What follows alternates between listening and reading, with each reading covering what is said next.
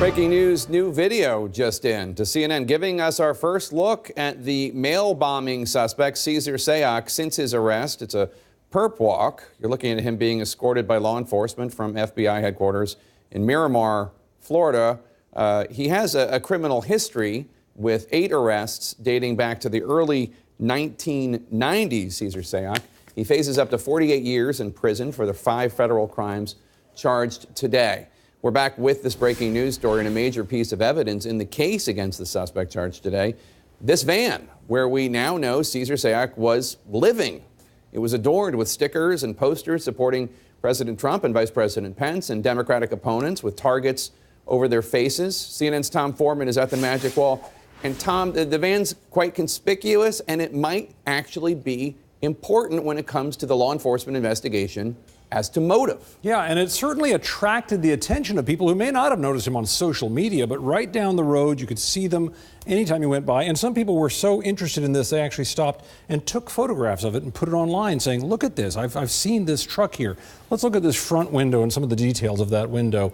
If you see it here, you can see that the top is basically support for Mike Pence and Donald Trump, that whole team there. The second line, sort of inexplicably, is mainly about sports, although there's some reference to Trump in there, but it has to do with a boxing match and that sort of thing. But then when you get to the bottom part here, Jake, that's when you start getting into the really sort of nasty stuff. This corner down here, that's where you see the crosshairs on Hillary Clinton, on a picture of Barack Obama on a tricycle, on the filmmaker Michael Moore, on Jill Stein from the Green Party, from our own Van Jones here about CNN, and other images that have a very sharp sense that these people somehow need to be targeted in some matter. And then beyond that, if you go to the other image in this other window down here, you can see, again, a whole amalgam of things. Support for the president up here, then some motions over here about abortion rights.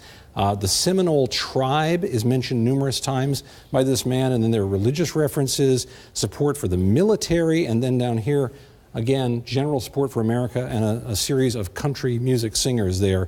It's very interesting to look at this, Jake, because clearly, even if you look in the van windshield, you can see this tremendous amount of clutter up here. This was the sort of thing that was drawing attention of passers-by even before all of this began, enough that some of them, the moment they saw it, said, yeah, I've seen that vehicle. Jake? Tom Foreman, thanks so much. One law enforcement official telling CNN that the suspect was initially cooperating with investigators and told them he didn't want to hurt anyone. CNN's Evan Perez joins me now. And Evan, is the suspect still cooperating? And what else have you learned? Jake, he is no longer cooperating. He's retained an attorney, so he's no longer talking to the FBI. But initially he did talk to them a little bit and said that he didn't believe that these devices would have hurt anyone, and he didn't intend certainly to hurt anyone. But obviously that's not the way law enforcement is taking this.